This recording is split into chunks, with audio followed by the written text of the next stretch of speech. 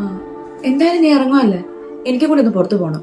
ഒരു 10 മിനിറ്റ് നമുക്ക് ഒരുമിച്ച് പോവാം. അയ്യോ സമയമില്ല, ഓഫീസിൽ ശ്രുതി വരും. ഞാൻ അവളോട് അങ്ങ് പോവാ.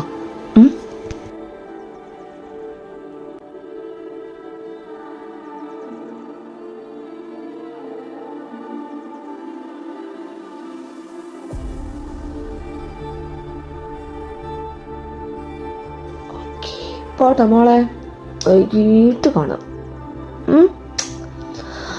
അയ്യോ ഒരു കാര്യം മറന്നു.